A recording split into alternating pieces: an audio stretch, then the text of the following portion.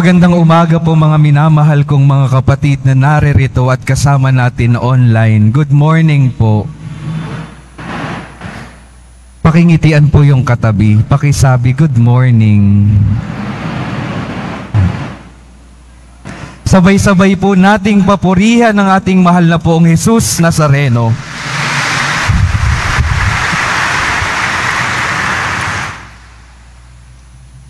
Yung isang salita po na napakahalaga na sinabi ng ating Panginoong Jesus Nazareno sa ating ebanghelyo ay Ephphatha. Pakiulit nga po. Ano pong ibig sabihin? Mabuksan. Ayun po. Chinek ko lang po kung kayo ay nakikinig. Ayan po. Napakahalaga po kasi ng pakikinig. Ito po yung paanyaya ng Panginoon sa pamamagitan ng salmong tugunan. Tinig ko'y iyong pakinggan. Gustong mapakinggan, gustong lang Panginoon na mapakinggan natin yung kanyang tinig dahil yung kanyang tinig ay yung magdadala sa atin sa napakagandang buhay. Ito yung gagabay sa atin habang tayo ay naglalakbay patungo sa buhay na walang hanggan. Kaya napakahalaga ng paalala niya, Ephphatha, buksan natin yung ating mga tainga sa kanyang mensahe. Buksan natin yung ating mga buhay sa kanyang presensya upang tunay niya tayong magabayan sa mundong ito. Dahil ninanais ng Panginoon, maidala tayo sa mas magandang buhay, sa buhay sa piling niya, sa buhay sa kalangitan. Gusto niyo po ba iyon? Amen po. Yan. Akala ko po ayaw ninyo. Meron po akong kwento. Nung ako po ay nag-aaral pa sa seminaryo, dumadating yung pagkakataon na lumalabas kami, isang dahilan, aattend po kami ng ordinasyon sa pagpapari ng aming mga kuya sa seminaryo. Isang araw po, bago po yung araw ng ordinasyon, kami po ay binigyan ng announcement, ganitong oras aalis para sa ordinasyon kinabukasan. Kinabukasan na po, meron po akong isang kaklaseng naiwan. Hindi namin makita kung nasaan. Nasa simbahan na kami kung saan magaganap yung ordinasyon. Pagkatapos ng ordinasyon, kami ay bumalik sa seminaryo. Nakita namin yung aming kaklaseng naiwan. Tinanong namin, bakit hindi ka sumama? Bakit ka naiwan? Sabi niya, hindi ko alam kung anong oras aalis. Hindi ko napakinggan kung anong oras tayo aalis. Kaya ako naiwan. Mga minamahal kong mga kapatid, sa kaparehong paraan, ninanais ng ating Poong Jesus Nazareno na maisama tayo sa mga pagdiriwang sa kanyang buhay na walang hanggan. Pero maiiwan tayo kung hindi tayo makikinig sa kanyang mga mensahe. Kung isasarado natin yung ating mga tainga sa kanyang pagbibigay ng gabay, maiiwan at maiiwan tayo. Naayaw rin naman ng Panginoon. Kaya patuloy siyang bumababa at nagpapaalala sa atin, buksan natin yung ating mga tainga, yung ating mga puso para sa Kanya. Dahil yung Kanyang mga mensahe, hindi naman para sa Kanya, para sa atin na nais niyang makasama, magpasawalang hanggan. Yung isang katotohanan po na napakahalaga, nais ng ating Panginoon na maging maganda yung buhay natin sa ngayon pa lamang hanggang sa buhay, pagkatapos sa buhay dito sa mundong ito. At hindi natin makakamit iyon kung unang-una sa lahat, hindi tayo makikinig sa Kanya.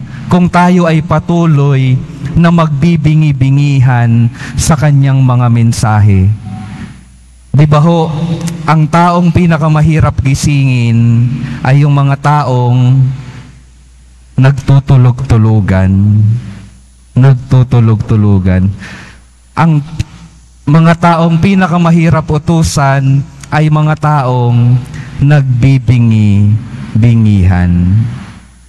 Sa unang pagbasa po, ipinakita sa atin yung epekto ng isang taong nagbibingi-bingihan at nagtutulog-tulugan sa mensahe ng ating Panginoon. Ikinuwento po sa atin na yung kaharian ng Haring si Solomon ay magkakawatak-watak na. Bakit mangyayari iyon? Dahil si Haring Solomon ay tumalikod na at hindi na nakikinig sa ating Panginoon. Napakaganda ng simula ng kanyang paghahari. Napaganda niya ang kaharian nila. Nakaipagawa niya, naipagpatayo niya ng magandang templo ang Panginoon. Napakaganda ng simula niya. Pero habang nagpapatuloy ang kanyang paghahari, unti-unti niyang iniiwanan yung ating Panginoon.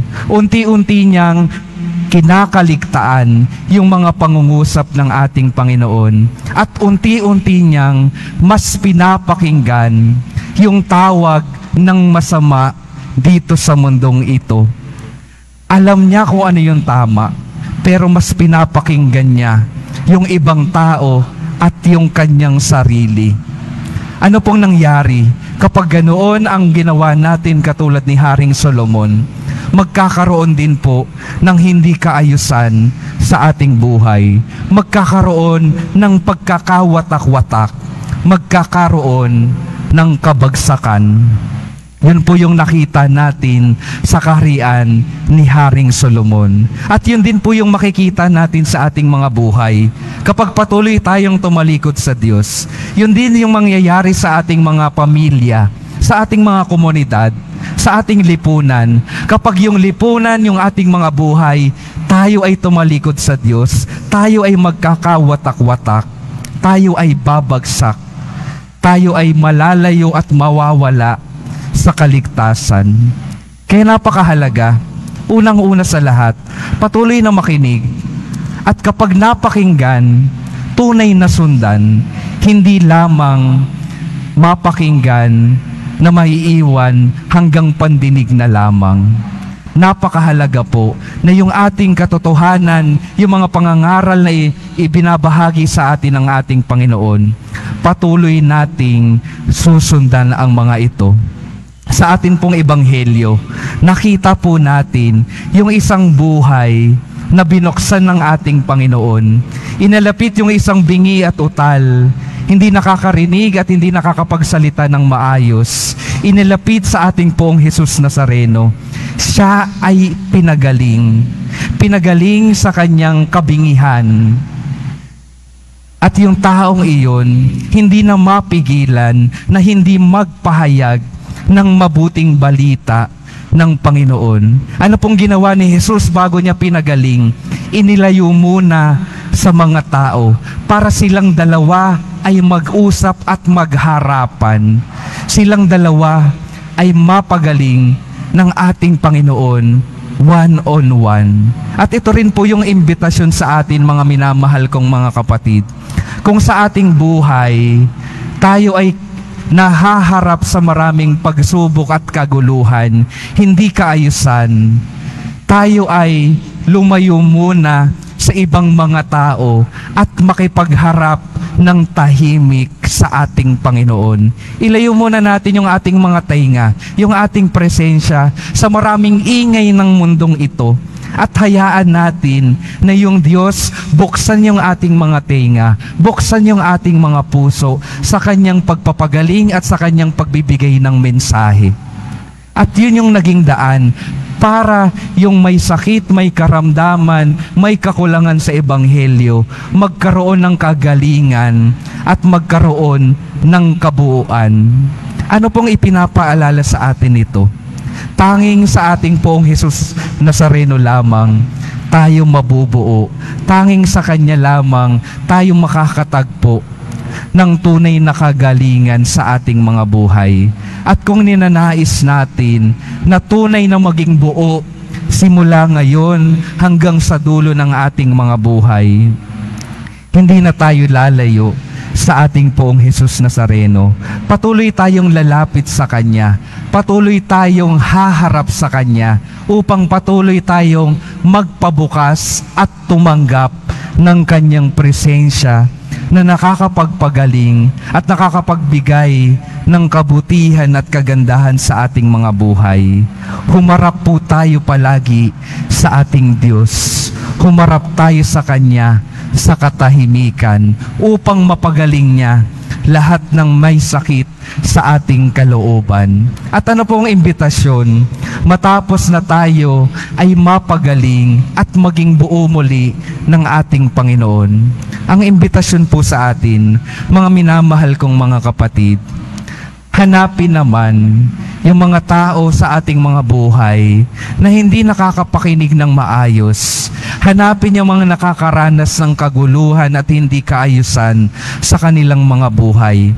Alisin natin sila sa ingay ng mundong ito at dalhin natin sila sa harapan ng Panginoon.